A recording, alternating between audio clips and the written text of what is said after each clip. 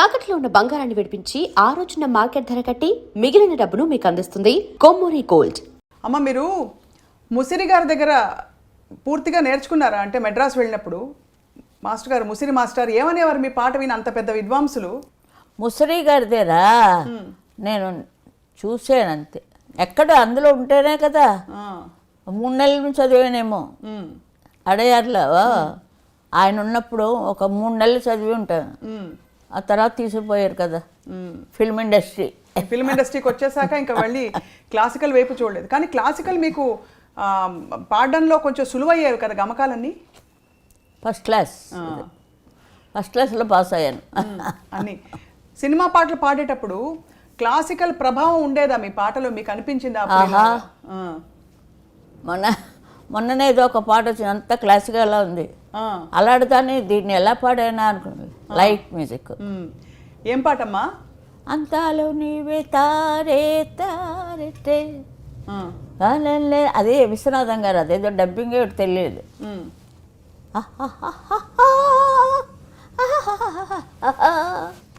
ఎవరు పడతారు?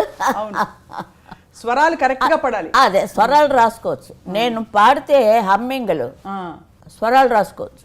అంత క్లియర్ కంటే నేనేం చెప్పలేను. అంతే కదా అమ్మ. అప్పట్లో లీల గారు, జిక్కీ గారు బాగా రాణిస్తున్నారు. అవునండి. లీల గారు నాకు చాలా చాలా తెలుసండి. మాతో అస్తమాటికి మా ఇద్దరు పుట్టుపడి తెలుతుండేవాళ్ళం. జిక్కీ గారు నేను రిహార్సల్కి వెళ్తున్నప్పుడు వారింటికి వెళ్ళి, అప్పుడు కార్లు గీర్లు ఎక్కడండి మాకు, బస్సులు ఆటోలు ట్రావెల్స్. సంగీతానికి వెళ్ళాలంటే 3rd క్లాస్లో ట్రైను అలా ఉండేదాన్ని. అంటే బిగినింగ్లో మరి అంతే కదా. మీరా గారు ఇంత మంచి పాటలు పాడారు. జిక్కీ గారు అంతే. వాళ్ళది ఒక తరం వచ్చింది, ఈ తరం వచ్చింది ఇప్పుడు నాది. ఇంకా నెక్స్ట్ ఏ తరం వస్తున్నది, దాన్ని వెల్కమ్ చేయాలి, విసుక్కోకూడదు.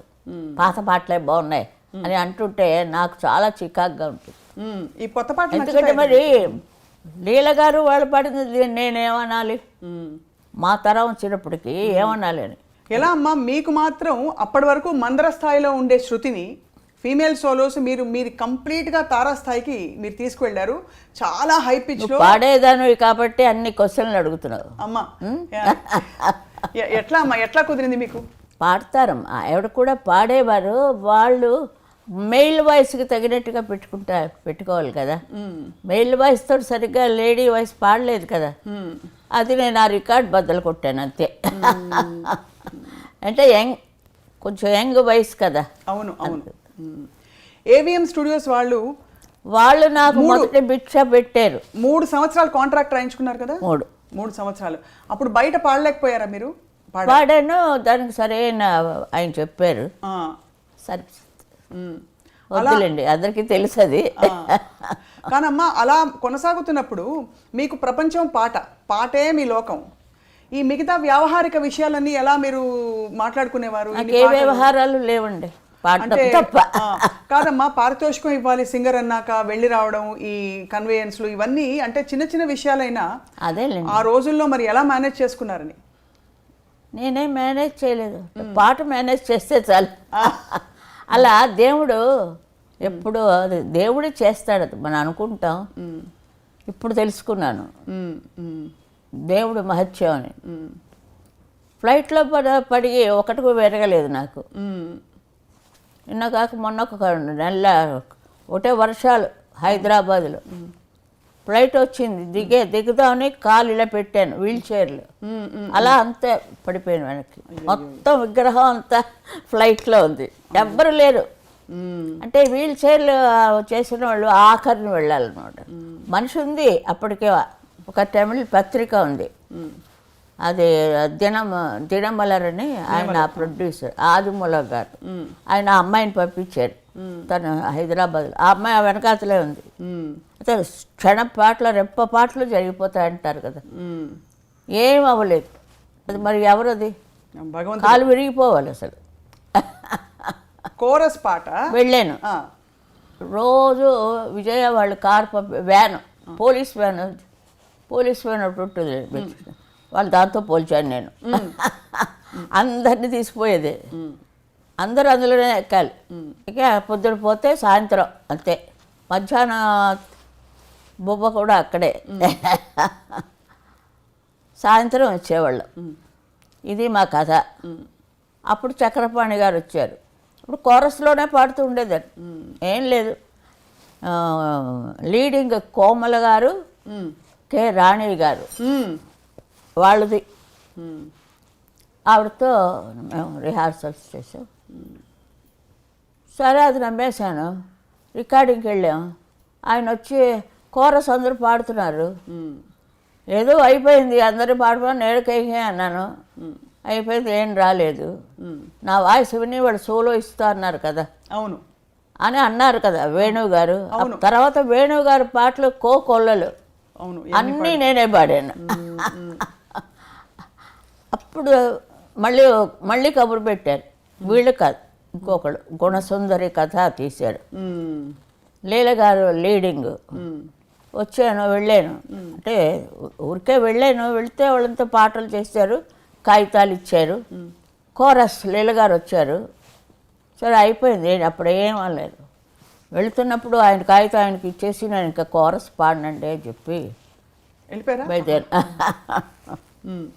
కోరస్ వయసు అయిపోతుంది మరి. అలా అప్పుడు పాడలేదు కాబట్టి దేవుడు ఇంత పెద్దదాన్ని చేశాడు నన్ను. మా నాన్నగారి యొక్క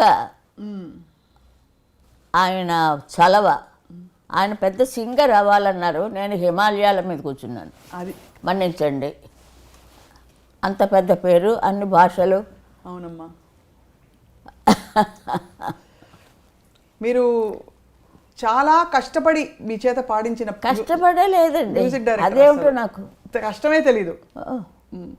ఒక చోటుకి వెళ్ళాను. అలాగే మా సంపత్ కుమార్ అని ఒక ఆయన ఉన్నారు మా విజయనగరంలో. ఉంటే మా నాన్నగారు ఆయనకి అప్పు చెప్పారు, మా అమ్మాయి ఎక్కడ ఉందమ్మా కొంచెం చూసుకో, సినిమా వాడివే కదా నువ్వు అంటే. ఆయన వచ్చాడు. ఆయన వచ్చిన తర్వాత మనం వేరే ఇంటికి వెళ్ళిపోయి, అక్క ఇంట్లోంచి వేరే చోట. అప్పుడు మా సిస్టరు, మా అన్నయ్య అందరూ వచ్చి నాకు తోడుగా ఉండేవారు. అక్కడికి వెళ్ళి కోరస్ పాడనండి. అయితే ఇది ఎందుకు దీనికి ముందా దానికి ముందా తెలియలేదు, వెరిఫై చేయాలి. బాలానందం మొదట వెళ్ళానా, ఇదంతా అయ్యాక వెళ్ళానా మిమ్మల్ని అడుగుతున్నాను. బాలానందం ఫస్ట్ బాలానందానికే వెళ్ళారు మీరు. అమ్మయ్యా, న్యాయపతి నా రాఘవ డౌట్ తీర్చారు. రేడియో అన్నయ్య గారు అన్నయ్య గారిని మా ఇంటికి వచ్చి కూడా విజయనగరంలో నా పాట విన్నారు.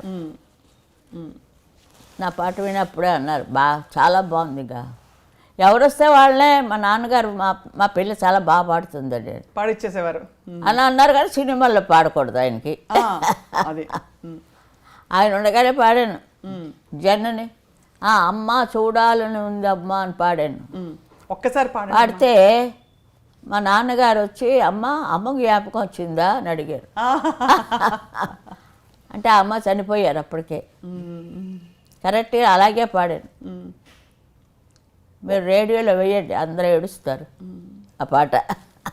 అమ్మ ఒక్క లైన్ అలా ఒక్క లైన్ చేస్తే బాగుండదమ్మా. ఒక పల్లవి చూడాలని ఉంది అమ్మ, అంతే అంతే. నువ్వు పాడు. అది నాకు పాడితే నేను వెంట పాడతా. ఇప్పుడు పాడకూడదు, ఇంత లైట్లు పెట్టి ఇంత ఫ్యాషన్లు చేసి చూడాలని ఉంది అమ్మ పాడమంటే. ఆ పాట వేసుకోమని నేను ప్రార్థిస్తున్నాను. తప్పకుండా అమ్మ. సో అమ్మ, అప్పుడు సీనియర్ సింగర్స్ మిమ్మల్ని చూసి ఎలా ఎంకరేజ్ చేసేవారా?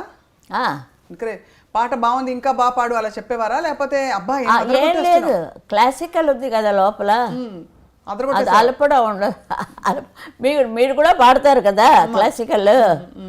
ఇప్పుడు పాడమన్నా కూడా మీరు పాడతారు అంతేకాని అలసట ఉండేది కాదు. ఎన్ని పాటలు, ఎన్ని వేల పాటలు. ఓ స్టూడియో నుంచి ఇంకో స్టూడియో గెంతుతున్నాడు నేను, బాలు వచ్చాక మొత్తం అంతా మారిపోయింది. మహాత్ముడు ఎక్కడున్నాడో కానీ చీకటి అయిపోయింది. బాలసుబ్రహ్మణ్యం పోగానే ఫిలిం ఫీల్డ్ చీకటి, మ్మ్. పాట లేదు. మరి అంతా పెంచాడు కదండి ఆయన. ఘంటసాల గారు మహానుభావుడు, మా ఊళ్ళోనే చదివాడు. నేను ఆయన్ని చూడలేదు. మ్మ్. ఎక్కడో ఆడుకుంటున్నాం మనం గౌన్ వేసుకొని అన్నారు ఆయన. మ్మ్. మ్మ్. మెడ్రాస్ వచ్చాక చూసి మ్మ్. అదే మన వీళ్ళ దాంట్లోనే పాడాను. అక్కడ మన ఏవిఎంలోనే తపస్సు చేస్తుంటాడు. ఏంటో నాకు సరిగ్గా గుర్తులేదు. అది భూకైలాస్. భూకేలాసే అనుకుంటాను. ఏవిఎం వాళ్ళు చూస్తుంటే హెలెన్ వచ్చి పాడుతుంది. హెలెన్ మ్మ్. మ్మ్. మ్మ్. అప్పుడు చూశాను ఘంటసాల గారిని. మ్మ్. అంతే, లీలకే నాకు ముడిపెట్టేశారు లవకుశ. అబ్బా ఏం ఒక లవకుశ చాలు, ఒక ప్రహ్లాద చాలండి నాకు. మ్మ్.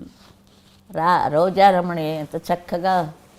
ఇప్పుడు చూసాక పాత రోజులే. జీవము నీవే కదా. అదే మా మీరు పాడండి అమ్మా ఒక్క మాట. నిజంగా ముందు మా నాన్నగారికి అమ్మగారికి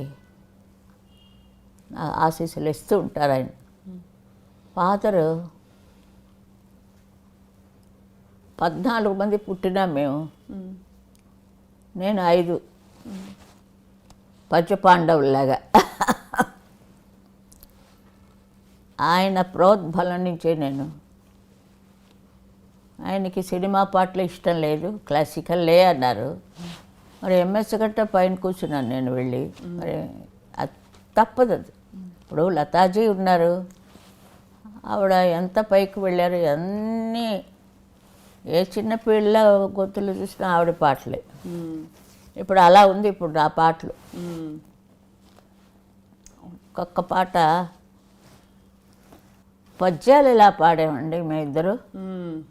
చెవులు ఎగిరిపోయాయి. అందరూ అదే అన్నారు. పద్యాలు నేను లీలగారు. లీలగారు చాలా ఫాస్ట్గా వెళ్ళిపోయేవారు. ఆవిడ బతిమాలుకునేదాన్ని నేను. ఇంత సింగర్ అయి ఉండి, అమ్మ కొంచెం స్లోగా వేయండి అమ్మా అని. ఒకే మైకు, అటు ఘంటసాల గారు పూల్లాగా, ఇటు మేమిద్దరం. అంత రోజులు చూస్తే ఎలా పాడేవాళ్ళం. అదే లేరు కుశలవుల సాటి స్టార్టింగే. అవును.